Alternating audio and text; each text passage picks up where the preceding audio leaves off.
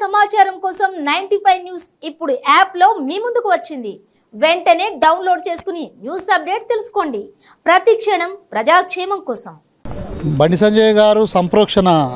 సంజయ్ గారు యాదగిరిగుట్ట దేవాలయానికి వెళ్ళినందుకు సంప్రోక్షణ కావాలా? సంప్రోక్షణ ఎవరికి కావాలి? ముందు కావాలా నీ కల్వకుంట్ల కుటుంబానికి సంప్రోక్షణ కావాలి. కల్వకుంట్ల కుటుంబం గురించి ప్రజలందరికీ తెలుసు, దేశమందరికీ తెలుసు. మీరు మీ యొక్క క్యారెక్టర్స్ తెలియని వాళ్ళు ఎవరు? సామాన్య ప్రజలను అడిగినా కానీ మీ క్యారెక్టర్స్ గురించి చెప్తారు. కేటీఆర్ రాత్రి 12-2 గంటల దాకా నువ్వు బార్లో డ్రగ్స్ తీసుకొని, పబ్బుల్లో డ్రగ్స్ తీసుకొని తెల్లారంగా ఉదయమే స్నానం కూడా చేయకుండా నువ్వు ఎన్ని దేవాలయాలు పోయినా ప్రజలకు తెలియదా? నీ తండ్రి పొద్దు రాత్రి తాగి ఎన్నిసార్లు చెప్పులు వేసుకొని యాదగిరిగుట్ట దేవస్థానానికి వెళ్ళి తెలియదా? సంప్రోక్షణ ఫస్ట్ మీరు చేసుకోవాలి. సంప్రోక్షణ మీకు చేయాలి, మీ కుటుంబానికి చేయాలి సంప్రోక్షణ. నీ చెల్లెలు లిక్కర్ స్కామ్లో 600 షాపులు పెట్టుకొని 600 షాపుల్లో తిరిగి దేవాలయానికి పోయినందుకు మీకు సంప్రోక్షణ చేయాలి. సంప్రోక్షణ బండి సంజయ్ గారు సంప్రోక్షణ కావాల్సింది. బండి సంజయ్ గారు అపర భక్తుడు, అపర కాళీ భక్తుడు. వెంకటేశ్వర స్వామి ఇలవేలుగా చేసుకొని, లక్ష్మణ స్వామి ఇలవేలుగా వారు ఆ దేవాలయాన్ని మొక్కి నిజాయితీగా తలస్నానం చేసి వారు దేవాలయానికి వెళ్ళిండ్రు. వారికి సంప్రోక్షణ అవసరం లేదు.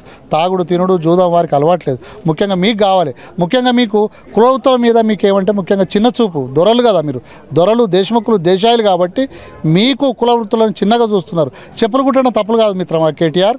చెప్పులు కుట్టడం ఒక అద్భుతమైన వృత్తి, అదొక నైపుణ్యం గల వృత్తి. చెప్పులు కుట్టడం తప్పు కాదు. నువ్వు కూడా అమెరికాకు పోయి ఏం చేసినావు మిత్రమా? గిన్నెలు గడిగినావు కదా. గిన్నెలు గడి కూడా తప్పు వృత్తి కాదు. గిన్నెలు గడగడం తప్పు కాదు. నీ చెల్లె బ్యూటీ పార్లర్లు పెట్టుకున్నది. బ్యూటీ పార్లర్లు ఏం పని చేస్తారమ్మా? ఎంటికలు కట్ చేస్తారు, మసాజులు చేస్తారు. అది కూడా తప్పు విషయం కాదు. కానీ మీరు ముఖ్యంగా గౌరవించడం నేర్చుకోండి. కుల వృత్తులను గౌరవించడం నేర్చుకోండి. సబ్బండ వర్గాలు చేసే వృత్తులను గౌరవించడం, బట్టలు ఉతకడానికి గౌరవించడం వేసండి, క్షౌరం చేయడానికి గౌరవించడం నేర్చుకోండి. చిన్న వాళ్ళు దాన్ని తప్పుగా మాట్లాడకూడదు. మీ తండ్రి ఏమంటాడు? టక్కున ఈ ముఖ్యమంత్రి కుర్చీ కూడా నాకు చెప్పుతో సమానం అంటాడు. అంటే చెప్పులు కుట్టడము, చెప్పులు అతకడము, చెప్పులు ముట్టుకోవడం తప్పు కాదు. అదొక వృత్తి. మీరు మామూలుగా హిస్టరీ చదవండి, హిస్టరీ నేర్చుకోండి. మీ అయ్యా బాగా చదివిన అంటాడు కదా. రష్యాను పరిపాలించిన స్టాలిన్ చెప్పులు కుట్టే కుటుంబంలో పుట్టిండు. అమెరికాను పరిపాలించిన అబ్రహాం లింకన్ సామాన్య కుటుంబంలో చెప్పులు కుట్టడం తప్పు కాదు, చెప్పులు ముడడం తప్పు కాదు. ఫస్ట్ మీ యొక్క మానసికతను మార్చుకోండి. సబ్బండ వర్గాలను కులవృత్తులను గౌరవించడం నేర్చుకోండి. ముఖ్యమంత్రి అయితే అంటున్నావు, ముఖ్యమంత్రి ఇట్నే అవుతావా? సబ్బండ వర్గాలను గౌరవించేది లేదు, సామాన్య ప్రజలను గౌరవించేది లేదు. దొరలు దేశముఖులతో తిరిగితే నువ్వు ముఖ్యమంత్రి అవుతావా? ముందు సబ్బండ వర్గాల యొక్క మనోభావాలను దెబ్బతినకుండా మాట్లాడడం నేర్చుకోండి. బండి సంజయ్ గారికి గౌరవించడం నేర్చుకోండి. సబ్బండ వర్గాలను గౌరవించాలి. అందరినీ గౌరవించినాడే నువ్వు ఒక ప్రజల మానవ ప్రాణాలను గౌరవించిన అవుతావు. నీకు ఏది లేదు. నువ్వు బండి సంజయ్ని విమర్శించాలని నువ్వు సంప్రోక్షణ అంటున్నావు చూడు. ఫస్ట్ నీ కుటుంబానికి సంప్రోక్షణ కావాలి, నీకు సంప్రోక్షణ కావాలి, నీ మనసుకు సంప్రోక్షణ కావాలి. అంతేగాని మా బండి సంజయ్ గారికి కానీ దేవునికి కానీ అవసరం లేదు. మేము దేవునితో మమేకమై జీవిస్తున్నాం. మేము యాదగిరి లక్ష్మణ స్వామి కానీ వెంకటేశ్వర స్వామి కానీ మా జీవితాలు మమేకమై జీవిస్తున్నాం. భారతీయ జనతా పార్టీ కార్యకర్తలు. మాకు కానీ దేవాలయం కానీ సంప్రోక్షణ అవసరం లేదు. నీకు అవసరం, నీ కుటుంబానికి సంప్రోక్షణ అవసరం. సార్ మరి పార్టీ గురించి మీరేం చెప్పాలనుకుంటున్నారు? ఇప్పుడు ఒక తెలంగాణ కాకుండా యావత్ తెలంగాణ కాకుండా భారతదేశం మొత్తం మునుగోడు వైపే చూస్తుంది. ఈ మునుగోడులో ఎట్లాంటి ప్రచారం జరుగుతుందో అందరూ ప్రజలంతా పొద్దున్న లేస్తే దీన్నే వీక్షిస్తున్నారు. మునుగోడులో భారతీయ జనతా పార్టీ గెలుపు కన్ఫామ్. దీన్ని ఏదో రకంగా ఆపడానికి ఈడున్న కల్వకుంట్ల చంద్రశేఖరరావు తెలంగాణ ముఖ్యమంత్రి అవుతున్నాడో చిల్లర రాజకీయాలు చేస్తూనే ఉన్నాడు. చిన్న చిన్న వీడియోలు ఇడిపియడము, లేకుంటే మా దగ్గర ఎమ్మెల్యేలను బీజేపీలు కొంటాలని చెప్పడము, ఇలాంటి చిన్న డ్రామాలన్నీ చేస్తూనే ఉన్నాడు.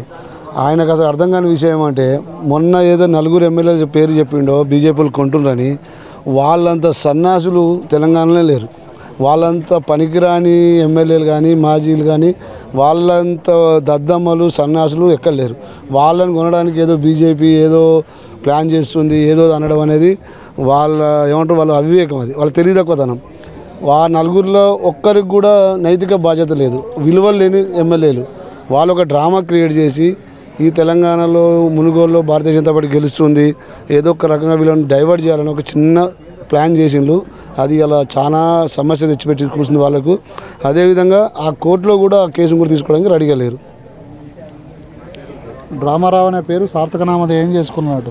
వారి పేరు అందరూ డ్రామారావు అని పెట్టారు కదా. ఇంత క్రితం ఏంటంటే మాకు కొద్దిగా అనుమానం ఉండే, నిజంగానే నాకు కాదా డ్రామా క్రియేట్ చేసిండు. ఆ డ్రామా స్క్రీన్ ప్లే దర్శకత్వం కూడా తండ్రి దర్శకుడు, కొడుకు నిర్మాత, బిడ్డనేమో యాక్టర్. అంటే వీళ్ళందరూ కూడా డ్రామారావు అనే పేరు, అదొక డ్రామా కంపెనీ. కల్వకుంట్ల కుటుంబం ఏంటంటే డ్రామా కంపెనీ.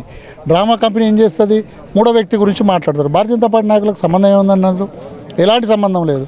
సంతోషాన్ని మాట్లాడతారు. సంతోష్ వాళ్ళు మా దోస్తు కూడా సంతోషం, ఆయన సంతోష, మా ఇంట్లో పనిచేస్తే ఆయన సంతోష.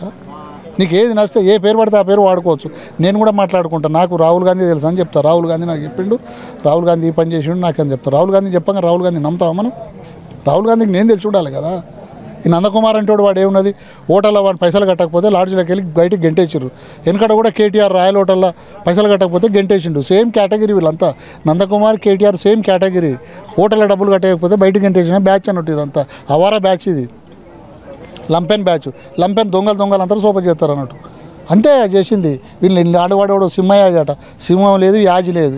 యాజి అంటే అద్భుతంగా యాగాలు చేసేటోడు, వాడు సింహయాజి అట. సింహం లేదు, యాజి లేదు, వాడు ఉత్తదే పిల్లి లాంటి వాడు. వాడు దొంగలను అందరిని పట్టుకొని తీసుకొచ్చి ఒక యాక్షన్ డ్రామా క్రియేట్ చేశారు అన్నట్టు. అంటే ఆ డ్రామారావు అనే సార్థక నామధేయం చేసుకున్నారు, అంతే తప్ప. కానీ ప్రజలందరూ గమనించారు, వీళ్ళు చేసే డ్రామాలు గమనించారు. వాళ్ళని నమ్మే పరిస్థితి లేదు. వాళ్ళను అయిపోయింది వాళ్ళ స్టోరీస్, వాళ్ళ డ్రామాలు అన్నీ అయిపోయినాయి. ఒక్క అబద్ధాన్ని 100 సార్లు చెప్పి నిజం చేశారు. కానీ ఇప్పుడు 100 అబద్ధాలు 1000 అబద్ధాలు ఆడారు. ఈ 1000 అబద్ధాలకు ఎన్ని 100 సార్లు చేస్తారో చేయలేరు. అయిపోయింది, వాళ్ళ స్టోరీ అయిపోయింది. Their end the close. మునుగోడుతోని వాళ్ళ యొక్క డ్రామా కథం. ప్రజలు కూడా వాళ్ళను చీత్కరిస్తున్నారు. వాళ్ళని తిరస్కరించగానే తెలంగాణ ప్రభుత్వం ప్రజలు రెడీగా ఉన్నారు. మరి పార్టీ అభివృద్ధి అయిన తర్వాత అంటే ఎలా అభివృద్ధి చేయాలనుకుంటున్నారు? భారతీయ జనతా పార్టీ మాకు అద్భుతమైన నాయకత్వం ఉందండి. నరేంద్ర మోడీ గారు దేశం ప్రపంచం మొత్తం చూస్తున్నది వారి దిక్కు. నేను అడిగిన రాయనే కోహినూరు తెచ్చిన అంటే కొత్తగా మన రిషి సినాక్ గారు మన ప్రధానమంత్రి అయింది కదా లండన్కు. వారిని అడిగినాడు కోహినూరు వజ్రం తెస్తామంటే, కోహినూరు వజ్రం ఎందుకండి, ఢిల్లీలోనే కోహినూరు వజ్రం ఉన్నది అన్నాడు. ఎవరా కోహినూరు వజ్రం? నరేంద్ర మోడీ గారు. కోహినూరు వజ్రం లాంటి నరేంద్ర మోడీ గారు మాకుండగా మాకు దిశానిర్దేశం చేయడానికి అద్భుతమైన నాయకత్వం ఉన్నది, అద్భుతమైన నాయకులు ఉన్నారు. మేము అందరం ఏంటంటే వారి నాయకత్వం, అద్భుతమైన నాయకత్వం పటిమతో మేము పనిచేస్తాం. మాకు నాయకత్వం లోపం లేదు. మా నాయకుడు తాగుబోతులు కాదు, తిరుగుబోతులు కాదు. మా నాయకుడు 18 గంటలు పనిచేసి మాకు నేర్పిస్తున్నాడు. మేము ఇలా పొద్దుగాల 4 గంటలకు లేచి మునుగోడు ప్రచారానికి పోయినాం. రాత్రి 11 గంటలకు 12 గంటలకు పట్టుకుంటారు. మా నాయకులు ఎట్లుంటారో మేము అట్లుంటామంటారు. యథా రాజా తథా ప్రజ. మా నాయకులు కష్టపడి పని చేస్తారు, మేము కష్టపడి పని చేస్తాం. టీఆర్ఎస్ నాయకులు తాగుడు తిరుగుడు. వాళ్ళ నాయకుడే తాగుతాడు కాబట్టి వాళ్ళ కార్యకర్తలు తాగుతారు. వాళ్ళ నాయకుడే తిరుగుతాడు కాబట్టి వాళ్ళ కార్యకర్తలు తిరుగుతారు. తిరుగుబోతోళ్ళు, తాగుబోతోళ్ళు టీఆర్ఎస్ వాళ్ళు. భారతీయ జనతా పార్టీ కార్యకర్తలు హార్డ్ వర్కర్స్, ప్రజల కోసం పనిచేసే కార్యకర్తలు.